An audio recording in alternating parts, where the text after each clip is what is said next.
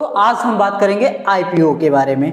देखिए, stock market में जो सबसे कम समय में और सबसे सिक्योर पैसा लोग कमा रहे हैं वो आईपीओ के थ्रू कमा रहे हैं। तो आज हम आईपीओ के बारे में बेसिक टू एडवांस सारी इंफॉर्मेशंस के बारे में जानेंगे और हमें आईपीओ में कैसे अप्लाई करना चाहिए और हमें कौन कौन सी बातों पे ध्यान देना चाहिए जिससे हमें आईपीओ का सब्सक्रिप्शन रेट बढ़ जाता है। तो इन सारी बातों के बारे में आपको डिटेल बताऊंगा। चलिए हम सबसे पहले बात करते हैं आईपीओ के बारे में, और मैं आपको इसी वीडियो के अंत तक लास्ट में लाइव में हम आईपीओ को कैसे अप्लाई करते हैं इसके बारे में भी दिखाऊंगा। चलिए हम बात करते हैं आईपीओ की। देखिए, सबसे पहले आईपीओ समझिए इनिशियल पब्लिक ऑफरिंग होता है। देखिए, सबसे जो पहले होता है, कंपनियां जो होती हैं, दो तरह की कंपनियां होती हैं स्टॉक मार्केट में, एक तरह के लिस्टेड और अनलिस्टेड कंपनियां। जब कंपनियां स्टॉक मार्केट में एक्सचेंज में एनएसई और बीएसई में लिस्टेड नहीं होती हैं, उन्हें हम अनलिस्टेड कंपनियां कहते हैं। तो जब कंपनियां बिजनेस करती हैं और अपने आप को स्टॉक मार्केट में एक्सचेंज कराती हैं, एक्सचेंज में लिस्टेड कराना चाहती हैं, तो उन्हें तब वो कंपनियां अपने आप को लिस्ट कराने के लिए अपना लाती हैं क्या? आईपीओ। देखिए, आईपीओ मतलब होता है इनिशियल पब्लिक ऑफरिंग। वो कंपनी पब्लिकली लोग से क्या कर रहे हैं? पैसे का डिमांड कर रहे हैं अपने बिजनेस को एक्सप्लोर करने के लिए। तो यहाँ जो सबसे पहला कंसेप्ट आता है कंपनियों का, वो आता है डीएचआरपी फाइल करना। DHRP, draft red herring prospectus.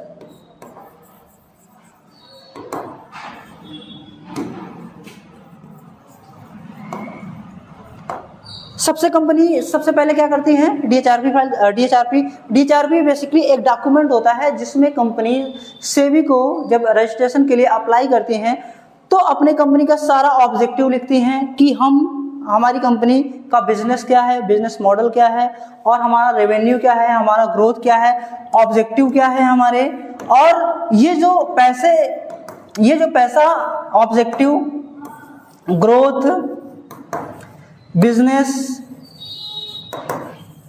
और ये जो फंड कलेक्ट करेंगे पब्लिक से, वो हम अपने बिजनेस में कैसे यूज करेंगे। तो ये सारा डाटा कंपनियां किसे देती हैं? सेबी को। और ये सारे डाटा आपको अवेलेबल होते हैं आपके एनएसई की वेबसाइट पे, इवन ग्रुप में भी। तो जब कभी भी हम आईपीओ में इन्वेस्ट करें तो हमें डीएचआरपी जरूर देखना चाहिए। इससे हमें ये पता चलता है कि कंपनी किस सेक्टर की है और कंपनी का इस समय ये सारी कंपनी का ऑब्जेक्टिव क्या है। तो डीएचआरपी के बारे में हमने जाना। अब हम जब नेक्स्ट समझते हैं तो जो कंसेप्ट आता है डीएचआरपी के बाद, अब देखिए आईपीओ कंपनियां लिस्टेड हो चुकी हैं। आईपीओ में जब कंपनियां आती हैं तो प्राइमरी मार्केट में आती हैं। आईपीओ किस में आता है? आईपीओ बेसिकली आता है प्राइमरी मार्केट। देखिए, प्राइमरी मार्केट क्या होता है? प्राइमरी मार्केट बेसिकली इसलिए बोला जाता है, यहाँ पे कंपनी डील करती है किससे? कंपनी टू इन्वेस्टर, इसलिए इसे हम क्या बोलते हैं? Primary market. लेकिन जो हम लोग किसी भी स्टॉक्स को बाई या सेल करते हैं वो आता है सेकेंडरी मार्केट में। और सेकेंडरी मार्केट में क्या होता है? Investor to investor.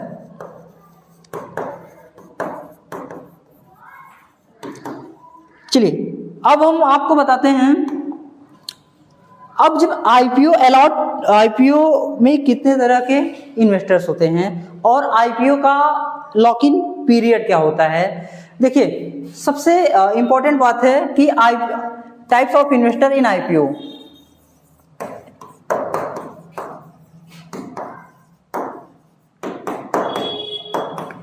जो सबसे पहला है वो है क्वालिफाइड इंस्टीट्यूशनल बायर।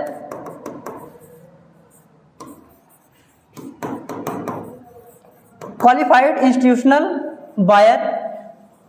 अब देखिए, क्वालिफाइड इंस्टीट्यूशनल बायर, हम क्वालिफाइड इंस्टीट्यूशनल बायर इसमें देखिए जितनी भी एफआई हैं, फाइनेंशियल इंस्टीट्यूशन,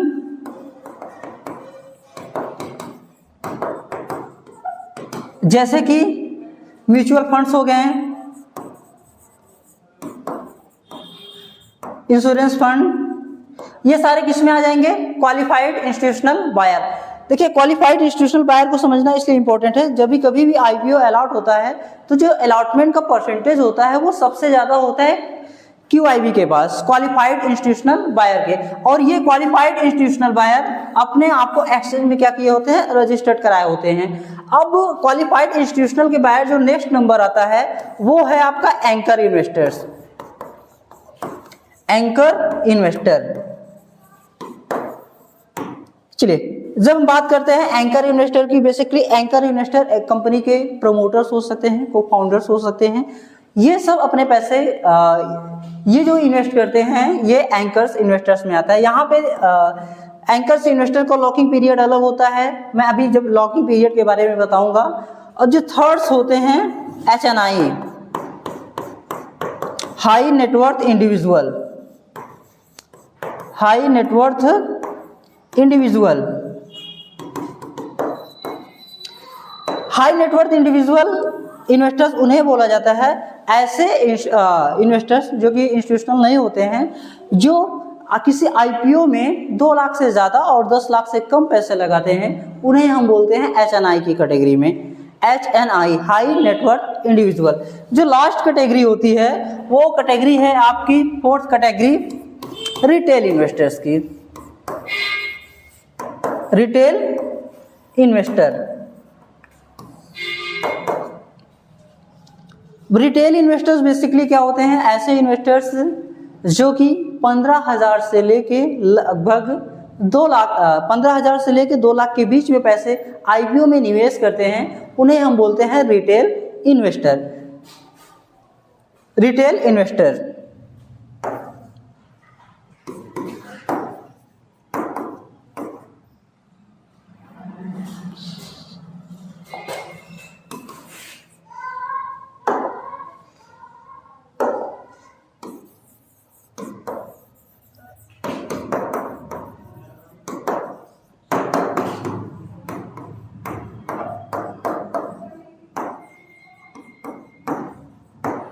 देखिए यहाँ पे हमने जाना कि IPO में कितने प्रकार के इन्वेस्टर्स होते हैं।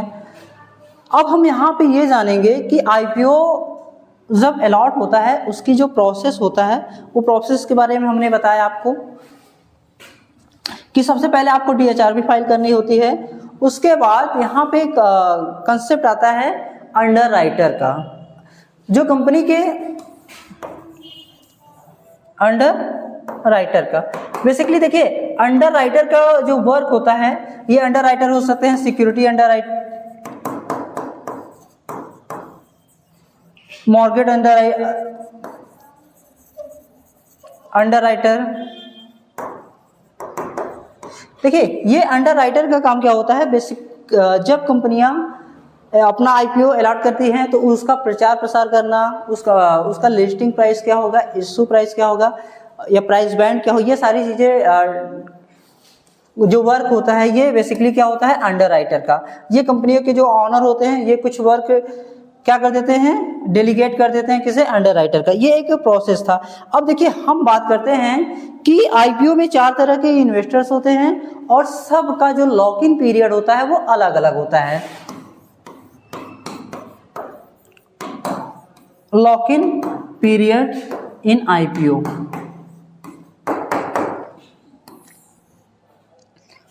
देखिए अब हम बात करते हैं lock in period. Lock in period basically ये बात करता है, जैसे कि हम लोग देखते हैं कि जैसे PNB बजाज हाउसिंग फाइनेंस में हम रिटेल इन्वेस्टर्स पैसा निवेश कर रहे हैं और हम देख रहे हैं कि जैसे ही हमारा IPO अलॉट होता है हमारा पैसा क्या हो जाता है, 112% प्रॉफिट हो जाता है, मतलब पैसा डबल हो जाता है।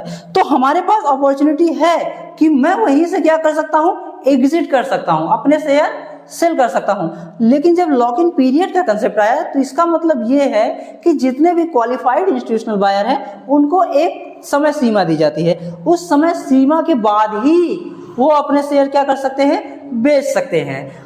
सेबी ये रेगुलेशन इसलिए लाई कि मार्केट में ज़्यादा मैनिपुलेशन ना हो सके।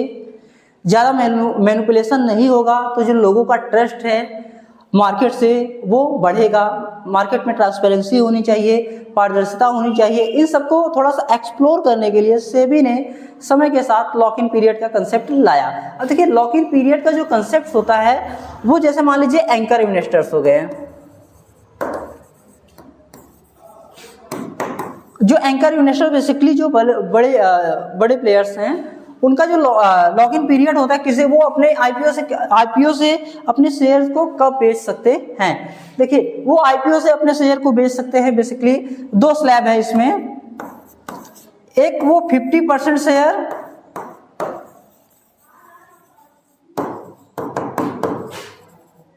वन मंथ और 50% शेयर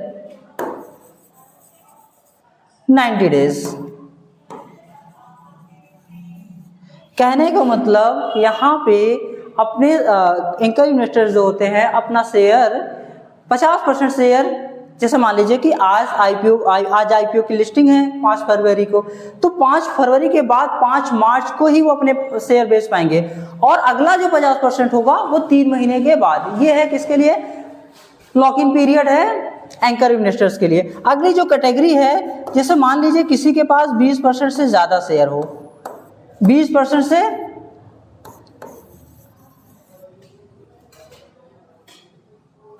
20% से प्लस जो शेयर होता है, वो उनकी जो लॉक इन पीरियड होता है वो 6 मंथ होता है। और ये कुछ लॉक इन पीरियड है। लॉक इन पीरियड का आने का कंसेप्ट यही हुआ कि मान लीजिए, देखिए लॉक इन पीरियड को समझने का ये सेबी का रेगुलेशन क्यों आया, इसके पीछे का कंसेप्ट क्या है, इसके पीछे के कॉन्सेप्ट को मैं आपको समझाने के लिए एक पॉइंट समझाता हूँ। वो पॉइंट ये है, जैसे मान लीजिए कि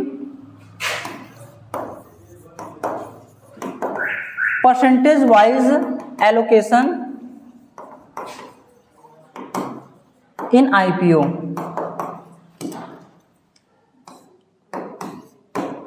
बेसिकली जैसे मान लीजिए ये क्वालिफाइड इंस्टीट्यूशनल बायर,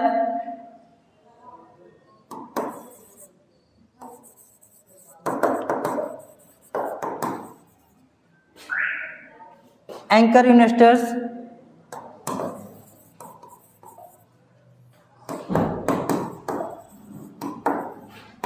इनका जो शेयर होता है, जैसे जब कोई भी आईपीओ अलॉट होता है, मान लीजिए कंपनी की वैल्यूएशन 500 करोड़ है, समझाने के लिए मैं एक टर्म ले रहा हूं, तो जो 50% का एलोकेशन होगा मतलब 250 करोड़, इनका किसका शेयर होगा? एंकर इन्वेस्टर्स का। उसके बाद यहाँ पे 50%, 35% ही निवेश कर सकते हैं कौन? रिटेलर। उसके बाद जो 15% है वो non institutional investors.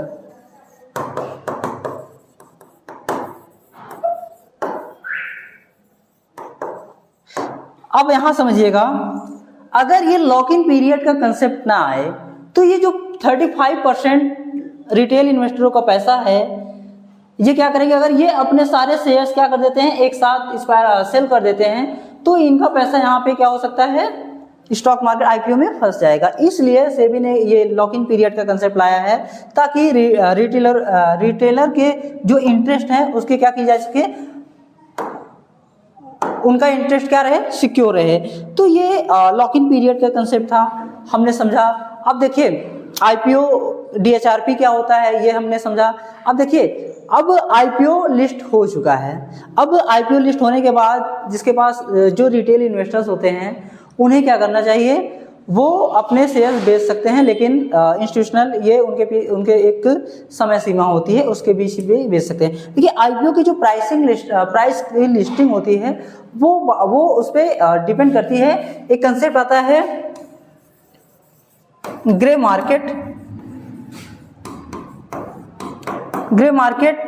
Premium. Grey market premium के बिहाफ पे और इश्यू प्राइस।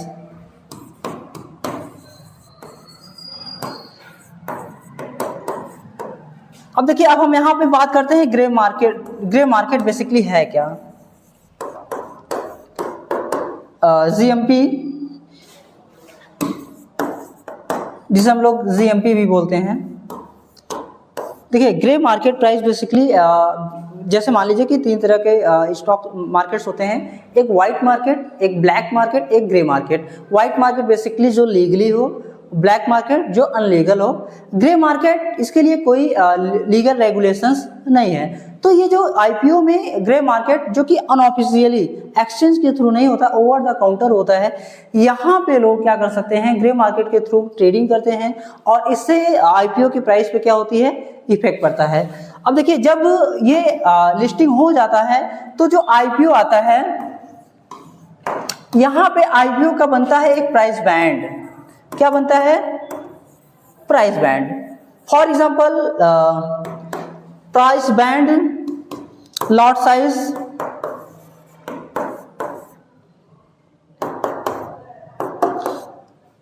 प्राइस बैंड के बाद कट ऑफ प्राइस आता है। बेसिकली समझिएगा कि प्राइस बैंड क्या होता है। जैसे मान लीजिए कि कोई स्टॉक से कोई आईपीओ किसी कंपनी का आने वाला है, तो उसमें एक प्राइस दिया जाता है कि ये स्टॉक की जो लिस्टिंग होगी 60 रुपए से लेके 120 रुपए तक होगी, या मान लीजिए कि 70 रुपए से लेके 100 रुपए के बीच में होगी। तो ये इसका क्या है, प्राइस बैंड। अब मान लीजिए जब ये 60 रुपए 120 में ये इसकी लिस्ट जब हम अप्लाई करते हैं, तो जो हमारा आईपीओ की जो प्राइस होगा वो इसी के अंदर होगा। तो जैसे मान लीजिए कि ये लिस्ट हुआ कितने पे, 100 रुपए पे, तो ये इसका क्या हो गया, कट ऑफ प्राइस। अब जो कट ऑफ प्राइस पे आती है उसी पे हमारा स्टॉक की प्राइस दिखने लगता है। अब हम बात करते हैं लॉट साइज। देखिए जब हम आईपीओ में निवेश करते हैं तो वहां हम एक शेयर नहीं करते हैं, उसे शेयर हमें किस में मिलते हैं, लॉट में। अब ये लॉट बेसिकली हर एक कंपनी का जो आईपीओ आते हैं लॉट साइज अलग अलग हो सकता है। लॉट साइज क्या हो सकता है, अलग अलग हो सकता है। अमूमन किसी भी कंपनी का जो आईपीओ आता है, सारी कंपनियों का जो आईपीओ आता है, जो रिटेल कम से कम जो अप्लाई का चार्जेस होते हैं वो कितना होता है, 15,000 रुपए से शुरू होता है। अगर आप रिटेल इन्वेस्टर्स में हैं तो आप उसे मल्टीप्लाई कर सकते हैं। अब देखिए अब हम बात करते हैं आईपीओ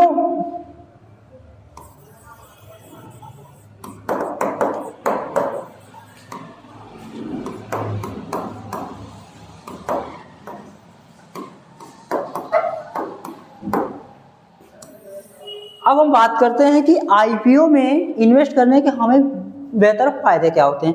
सबसे पहले समझिएगा कि यहाँ पे स्टॉक मार्केट में सबसे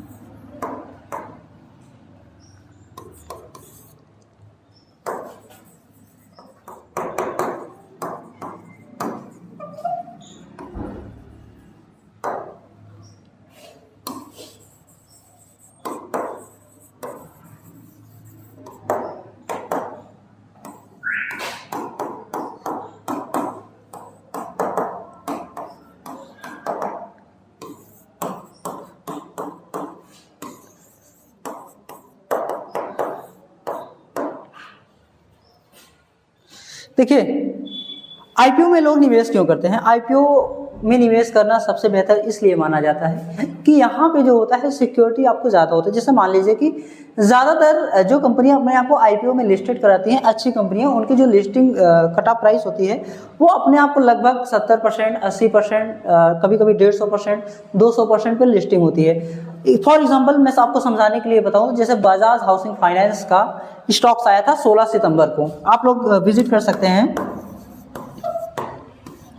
16 सितंबर को ये लिस्ट होता है कितने पे, 160 रुपए का, और इसकी जो प्राइस बैंड था ये लगभग 70 से 70 आसपास थे। यहाँ पे 114% की लिस्टिंग हुई थी, 114%। कहने का मतलब जिसने भी मान लीजिए कि रिटेल इन्वेस्टर्स में अगर वो 2 लाख रुपए लगाया होता तो कहने का मतलब उसका पैसा कितना हो जाता, 4,28,000। समझ रहे हैं, ओवर द नाइट। तो आईपीओ में आपको पैसा लगाने से एक फायदा ये होता है कि आईपीओ अगर आपको अलॉट हो जाता है तो आपका पैसा ओवर द नाइट 100% बढ़ सकता है। कहने का मतलब अगर मान लीजिए आप रिटेल इन्वेस्टर्स हैं, अगर एक लॉट से करना चाहते हैं, 15,000 रुपये निवेश करेंगे, 15,000 निवेश करेंगे, अगर मान लीजिए 100% की लिस्टिंग हो गई तो अगले ही दिन आपके पास 30,000 आपका पैसा हो जाएगा और आप उसे इजीली क्या कर सकते हैं, सेल कर सकते हैं। और ऐसे जैसे मान लीजिए कि अभी विशाल मेगा मार्ट का आईपीओ आया था जो कि 40% लिस्टिंग, वारी इंजीनियर का आया था, एनटीपीसी ग्रीन एनर्जी, ये सारे आईपीओ आए थे। हाँ, आईपीओ में एक बात आपको ध्यान देना है, किस आईपीओ में हमें अप्लाई करने में हमें ज़्यादातर चांसेस होते हैं वो मिले। तो यहाँ तक हमने आपके आईपीओ के फायदे के बारे में बताया, और यहाँ पे आपका पैसा नहीं फंसता है। बहुत यहाँ देखिए, प्रॉफिट होने के हाईयर चांस हैं, लॉस के बहुत लोअर चांस हैं। क्योंकि 10 कंपनियों में अगर आपका आईपीओ अलॉट होता है तो 8 से 9 कंपनियां ज़्यादातर जो अभी तक देखा गया है वो प्रॉफिटेबल होती हैं। एक आध दो कंपनियों का जो स्टॉक्स होता है आईपीओ में आपको क्या हो सकता है, कंपेयर देन लॉस हो सकता है। तो ओवरऑल आप देखेंगे तो आईपीओ के इन्वेस्टिंग के थ्रू कम समय में लोग अच्छा पैसा इन्वेस्ट कर रहे हैं। कभी भी आईपीओ में इन्वेस्ट करिए,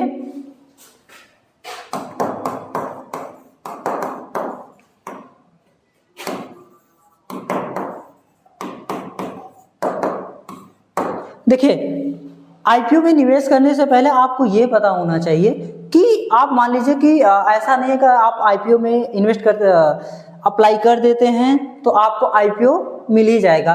क्योंकि यहाँ पे लॉटरी बेस पे चलता है। किसके बेस पे? Lottery base. और इसके पीछे का भी एक लॉजिक ये है कि मार्केट पे किसी एक की मोनोपोली ना हो, किसी एक का एकाधिकार ना हो, इसलिए सेबी ने कुछ गाइडलाइन लाया कि ये जो हम आईपीओ अलॉट करेंगे वो हम लॉटरी बेस पे करेंगे। कहने का मतलब जितने लोग आईपीओ अलॉट अप्लाई करते हैं, ज़रूरी नहीं है कि सभी लोगों को क्या मिलेगा, आईपीओ मिल जाएगा, लेकिन ज़्यादातर लोगों को मिलेगा। लेकिन अगर आप कुछ बातों का ध्यान देते हैं तो फॉर एग्जांपल जैसे कि मान लीजिए वहाँ पे होता है एक सब्सक्रिप्शन रेट। आप अगर सब्सक्रिप्शन रेट को ध्यान में रखते हुए किसी भी आईपीओ में इन्वेस्ट करते हैं तो आपको आईपीओ मिलने के चांसेस ज़्यादा होते हैं। ज़्यादातर जो इन्वेस्टर्स होते हैं आईपीओ अलॉट कराने के लिए एक दूसरा तरीका और फॉलो करते हैं। वो तरीका क्या है कि वो कई डीमेट अकाउंट से आईपीओ को अप्लाई करते हैं। फॉर एग्जांपल मैंने अपने डीमेट अकाउंट से अप्लाई किया, हमारे में आईपीओ अलॉट नहीं हुआ, तो मैं क्या करूँगा, वही आईपीओ अपने भाई के डीमेट अकाउंट से कर सकता हूँ, किसी अपने रिलेटिव के। इससे क्या होगा, हमने 4 से 5 डीमेट अकाउंट से क्या कर दिया, अप्लाई कर दिया। अब यहाँ पे जो प्रोबेबिलिटी का नियम कहता है, प्रोबेबिलिटी के नियम के हिसाब से हमारे पास चांसेस ज़्यादा हैं कि आईपीओ अलॉट हो जाएगा। अब जब आईपीओ अलॉट हो गया तो हम क्या कर सकते हैं, उस स्टॉक को अगले ही दिन क्या कर सकते हैं, सेल कर सकते हैं। तो आईपीओ में निवेश करके हम इस तरह से बेनिफिट उठा सकते हैं। और आईपीओ में कभी भी निवेश कीजिए।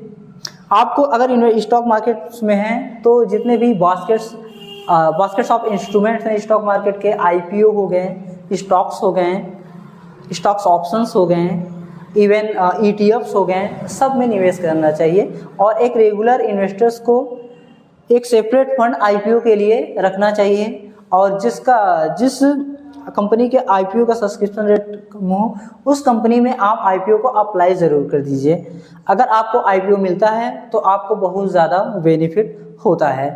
अब देखिए, अब आईपीओ के बारे में हमने समझा। अब हम बात करते हैं कि आने वाले समय में जो अपकमिंग टाइम के जो आईपीओ हैं वो क्या क्या हैं और आईपीओ में हमें क्या क्या देखना चाहिए। चलिए हम बात करते हैं। जैसे मान लीजिए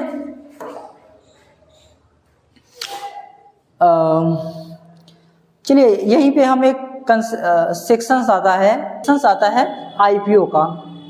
आईपीओ आप क्लिक करेंगे। अब यहाँ पे आपको दिख रहा है कि ये देखिए केन इंटरप्राइजेस, ये एमविल health care, solar green energy, Bajaj, और जैसे ये फैब इंडिया अपकमिंग है, ओयो अपकमिंग है, बोट अपकमिंग है। अब जैसे मान लीजिए कि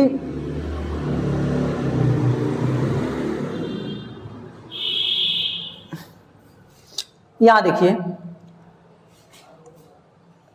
RHP है, मिनिमम इन्वेस्टमेंट इतना है और लॉट साइज 1200 की है। अब यहाँ पे आपको ये डिटेल देखिए मिल रहा है। रिटेल इंडिविजुअल इन्वेस्टर्स इन्वेस्टमेंट इतना किए हैं और ये कंपनी फाउंडेड कितने में, 1998 में, मैनेजिंग डायरेक्टर कौन से, पेरेंट ऑर्गेनाइजेशन क्या है, ये सारी इंफॉर्मेशन आपको यहाँ पे मिल रही है। बेसिकली कंपनी का जो फाइनेंशियल है, रेवेन्यू आप यहाँ देख सकते हैं, टोटल एसेट देख सकते हैं, प्रॉफिट देख सकते हैं, और यहाँ देखिए अप्लाई एज आपका ये जो प्राइस बैंड है 94, और चलिए तो ये एक छोटा सा इंफॉर्मेशन था। जैसे मान लीजिए कि ये एक फैब इंडिया है, अब आपको यहाँ इसके DHRP क्या करना है, देखना है। तो DHRP यहाँ देखिए ये एक डॉक्यूमेंट आ गया जिसे बोलते हैं ड्रॉप डेड हियरिंग प्रॉस्पेक्टस। अब यहाँ पे इस कंपनी की बेसिकली पूरा डिटेल दिया हुआ है। इस कंपनी का नाम क्या है, ये देखिए इसने कब फाइल किया था, फैब इंडिया लिमिटेड, और इसी तरह से ओवरऑल आप क्या देख सकते हैं, DHRP फाइल देख सकते हैं। तो ये एक डॉक्यूमेंट था जिसे आप देख के अपने IPO में निवेश, किस IPO में निवेश करना चाहिए, एक इन्वेस्टमेंट प्लान कर सकते हैं। तो एक बेसिक इन्फॉर्मेशन था जो कि हमने आपको IPO की वीडियो में डिटेल में बताया।